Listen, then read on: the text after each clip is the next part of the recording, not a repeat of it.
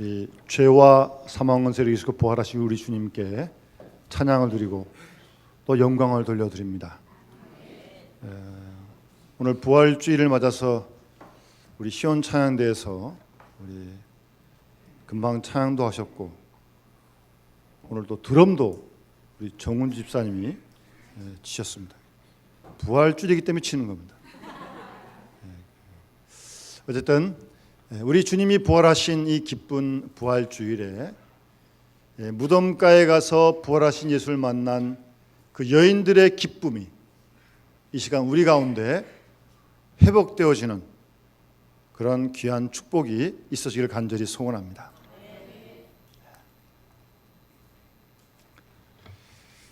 오늘 본문에 여러분 우리 잘 아시는 예수님께서 죽은 나사로를 살리신 사건이 이제 오늘 본문 다음에 이어지게 됩니다.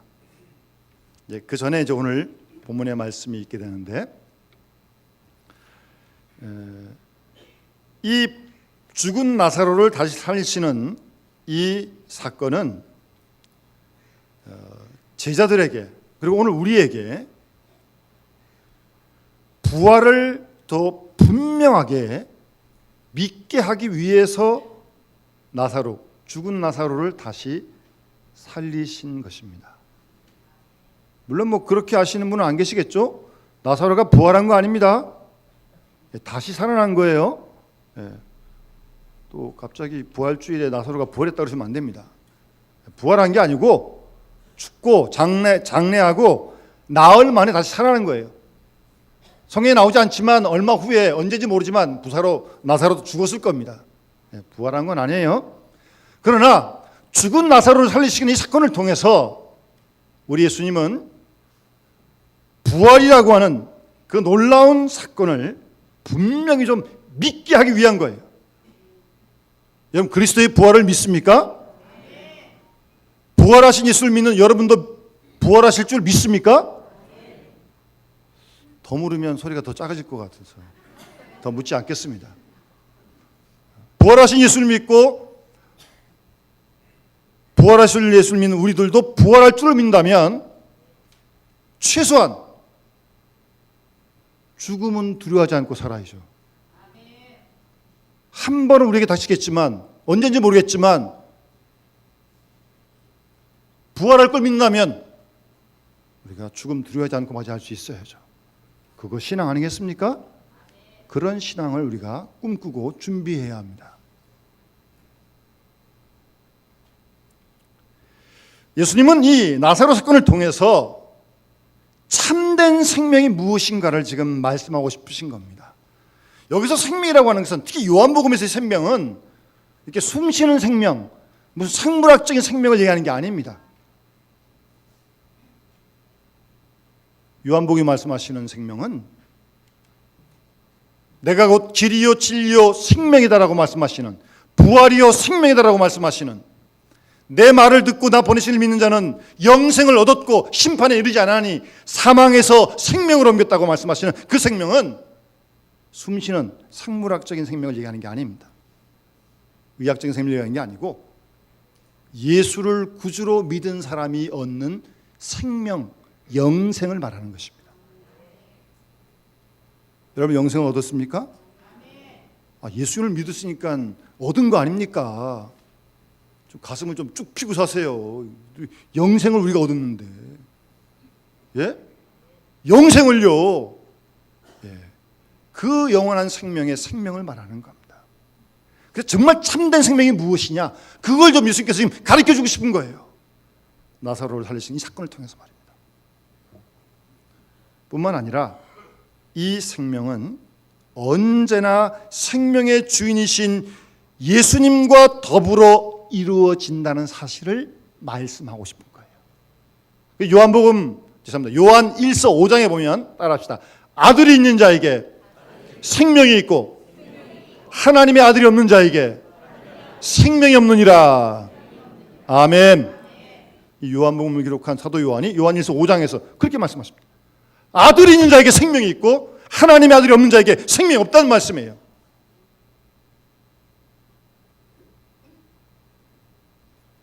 그래서 우리는 사람을 볼 때요 키가 작다 크다,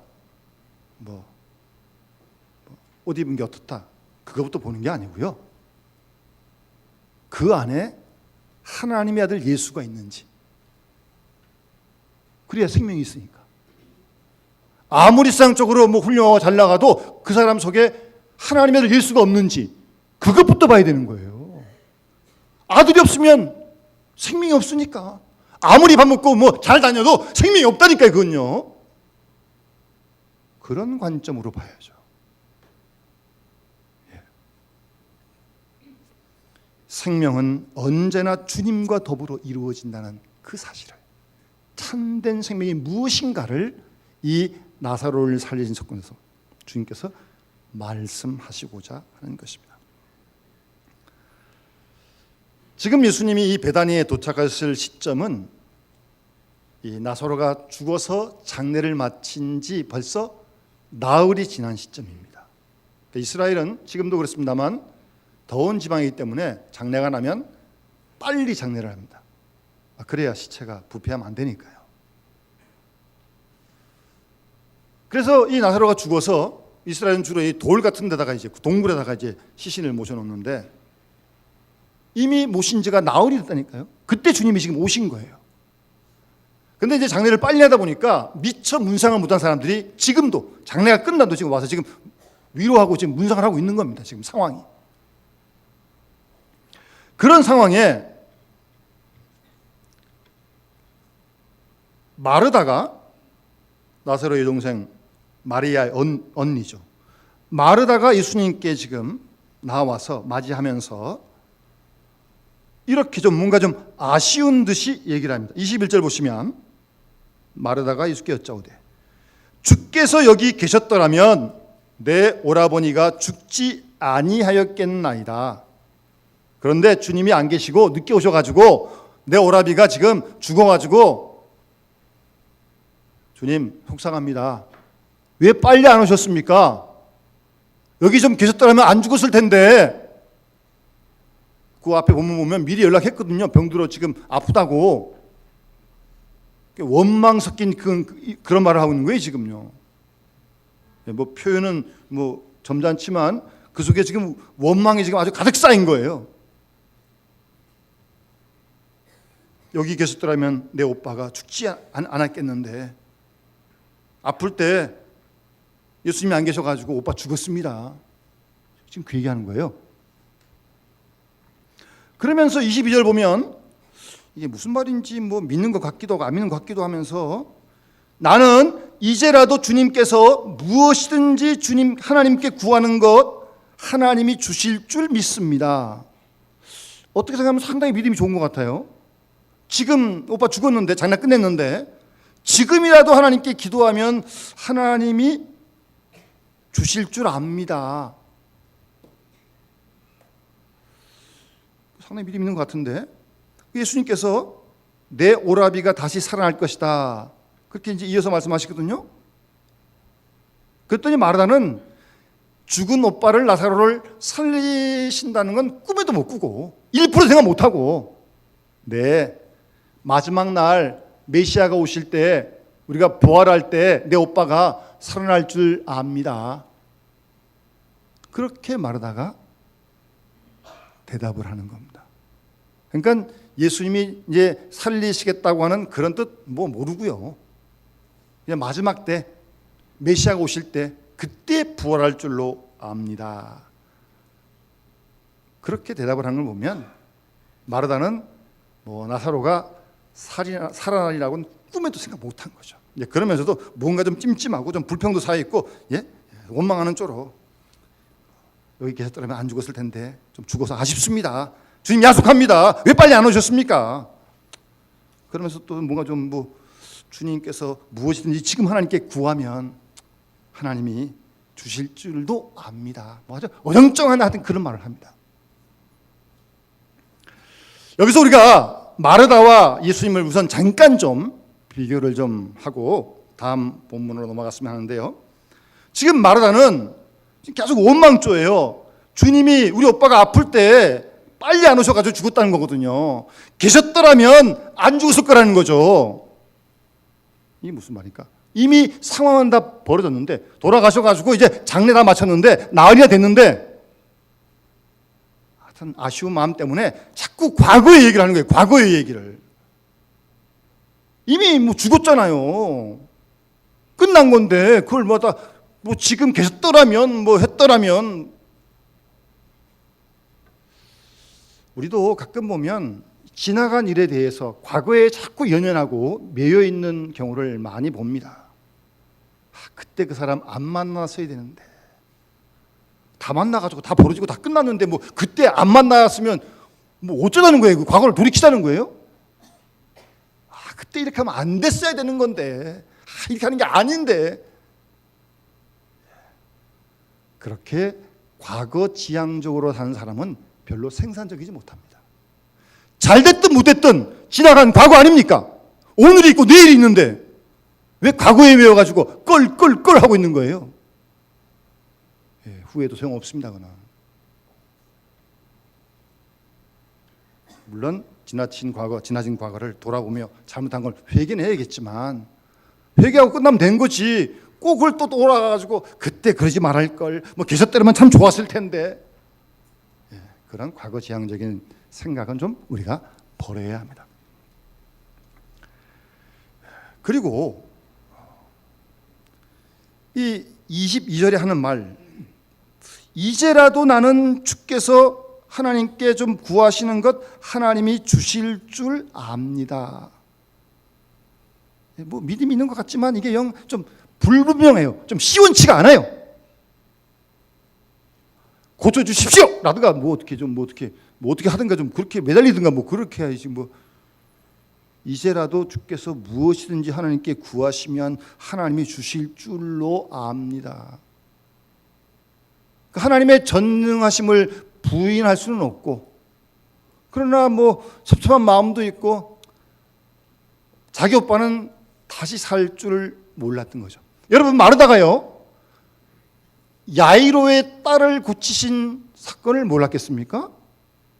거의 죽게 된 야이로의 딸을 예수님께서 살려주셨잖아요. 나인성 과부가 아들이 죽어가지고 장례하러 나가는 상여를 멈추고 예수님이 살리신 사건을 이 마르다가 몰랐을까요? 어떻게 그걸 모르겠어요?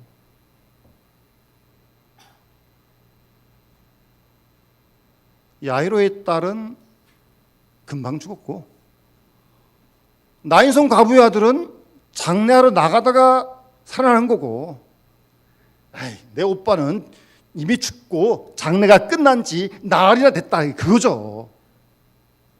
하나님이 전능하시지만 야이로의 딸은 살리고 나인성 과부의 아들은 살렸는지 모르겠지만 우리 오빠는 안 될 거야.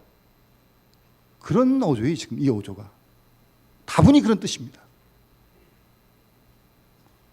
여러분, 예수님이 뭐 죽게 된 사람은 살리고 완전히 죽고 장례 끝난 사람 못 살리는 겁니까? 뭐 이런 병은 고치고 저런 병은 못 고치는 겁니까? 그런 전능하시라면 뭐 전능하심도 아니죠. 그거는. 마르다는 주님의 놀라우신 그 무한하신 능력을, 전능하신 능력을 제한하고 있는 겁니다. 자기 생각으로. 우리 오빠는 안 될 거야. 야이로도 살리고 나인성 과부 살리는지 모르겠, 아들 살리는지 모르겠지만 우리 오빠는 안 돼. 자기가 단정 짓는 거예요. 우리도 우리 신앙생활 속에 보면요, 어떤 하나님의 역사가 다른 사람 주위에서 막 일어나고 있어요. 감사하고 찬양해요. 그런데 막상 자기에게는 그런 일이 딱 부딪히면 나는 달라. 자기가 자기 스스로를 제한하는 거예요. 생각은 전능하심을 믿지만 실제 생활 속에서는 전능하신 그 능력이 나타나지 않는 거죠. 왜 하나님이 내가 원하는 때에 내가 원하는 방법으로 이루어지게 되는 겁니까? 왜 나한테 맞추는 거예요? 우리는 하나님의 때를 기다릴 줄 알아야 하고 하나님의 방법을 볼 줄 알아야 합니다. 네 시대로 안 된다고 원망하고 불평하고 단정을 짓고 제한을 짓고, 왜 우리가 하나님을 제한합니까? 큰 불신앙입니다. 일본의 유명한 그 우찌무라 간조라는 분이 있습니다. 이분이 신앙이 아주 좋은 분이신데, 글을 쓰고 하는 분인데, 한때 일본에 극심한 가뭄이 들어서 밤에 두 애들과 함께 자기 전에 얘들아 지금 가뭄이 많이 들었으니까 비가 좀 꼭 좀 오게 달라고 우리 한번 기도하자. 그리고 기도하고 잤어요. 근데 그 다음에 이제 애들이 학교를 가야 되니까 둘째가 나가면서 아빠 우산 주세요. 날씨가 지금 저렇게 맑은데 이 녀석아 무슨 소리야 지금 날씨가 이렇게 맑은데 아빠 우리 어젯밤에 비 오게 해달라고 기도했잖아요. 그럼 우산 들고 가야 되는 게 맞는 거 아니에요? 날씨가 맑아도? 그렇게 기도했다면 우산 들고 가야지. 우츠무라 간조가 그 아이의 말 듣고 회개했다고 합니다. 하나님의 때를 맞추세요. 내 때에 맞추지 마시고 하나님의 방법을 따르세요. 시간이 걸려도 인내해도 그게 하나님의 전능하심을 믿는 겁니다. 내 생각으로 하나님을 제한해서는 안 됩니다. 자기 생각을 하나님 생각을 착각해서도 안 되고요. 어쨌든 그렇게 좀 이 말하다가 조금 지금 마음에 안 드는데 거기다 대고 주님께서 그래도 하실 말씀 하십니다. 그때 하신 말씀이 그 유명한 25절 말씀입니다. 따라합시다. 나는 부활이요 생명이니 나를 믿는 자는 죽어도 살겠고 무릇 살아서 나를 믿는 자는 영원히 죽지 아니하리라. 아멘. 이 말씀 여러분 다 들어보실 거예요. 몇십 년 들어보실 거예요. 근데 이 말씀이 참 중요한 말씀이에요. 이 말씀의 의미를 잘 우리가 알아야 돼요. 그리고 굳게 믿어야 돼요. 나는 부활이요 생명이니 나를 믿는 자는 죽어도 살겠고 무릇 살아서 나를 믿는 자는 영원히 죽지 않겠다. 여러분 살아계신데 믿은 거 아닙니까? 여러분 영원히 죽지 않는다니까요. 그런 믿음을 가져야 돼요. 아들인 자에게 생명이 있습니다. 아들이 없는 자에게 생명 없어요. 그러니까 이 말씀은 예수님께는 죽음이 없다는 말입니다. 아멘. 우리 주님은 산자와 죽은 자의 주가 되시거든요. 산자와 죽은 자의 주가 되시거든요. 예수님 앞에는 죽음이 없어요. 육체적인 죽음이 없다는 말씀입니다. 생명의 주인이시니까, 생명이시니까. 살아서 나를 믿는 자 영원히 죽지 않겠다는 말씀입니다. 또 죽은 자는 다시 살아날 것이기 때문에 병들었다 죽었다 아무 문제가 되지 않는다는 말씀이에요. 마치 빛 앞에서 어둠이 있다가 할지라도 어둠이 다 사라지는 것처럼 부활시키시는 예수님 앞에는 죽음이란 전혀 의미가 없습니다. 우리 그거 믿고 사는 사람들이에요, 여러분. 그리고 예수님은 나사로를 살리시킨 사건을 통해서 부활의 생명, 부활의 진리를 지금 말씀하시는 건데 주님이 의도하시는 바는 참된 죽음이라고 하는 것은 육체의 죽음이 아니라는 거예요. 이 의학적으로 목숨이 끊어지는 심장이 멎는 그런 죽음을 얘기하는 게 아니에요. 그 언젠가 한 번 있을 것이고요. 언제인지 모르지만 그게 참된 죽음이 아니고 생명의 근원이신 하나님과 관계가 끊어진 사람, 그 사람이 죽은 사람이라는 거예요. 그래서 여전히 죄 가운데 질질 끌려다니는 사람, 그러다가 지옥 갈 사람, 그 사람이 죽은 사람이라는 거예요. 그게 참 죽음이라는 거예요. 그런 의도로 지금 말씀하시는 겁니다. 육체의 목숨이 살아있고 죽는 것, 그런 관계 아무런 관계 없습니다. 그런 의미에서 육체의 죽음이라는 것은 주님께로 가는 하나의 생명의 과정입니다. 한 번은 다 여러분들 죽을 거 아니겠습니까? 아직 안 죽어보시면 모르시죠.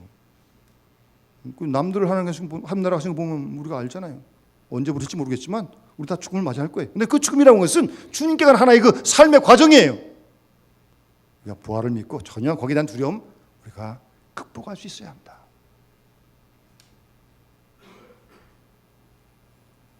죽어도 살고 살아서 믿는 영원히 죽지 않겠다고 하는 것이 예수님의 생명에 대한 생각입니다. 하나님과 떨어져 있고 하나님과 원수된 사람, 그 사람은 영원히 죽은 거예요. 영원히 죽은 거예요. 아들이 있는 자에게 생명이 있고 아들이 없는 자에게 생명이 없다는 말씀입니다. 사실 우리가 그런 관점으로, 그런 믿음의 눈으로 우리가 주위 사람들을 봐야 합니다. 특히 안 믿는 사람들을 봐야 돼. 아무리 상적으로 잘 나가면 뭐합니까? 그 속에 예수가 없고 하나님이 없는데 불쌍한 사람이죠. 그런 마음으로 우리가 볼 수 있어야 돼요.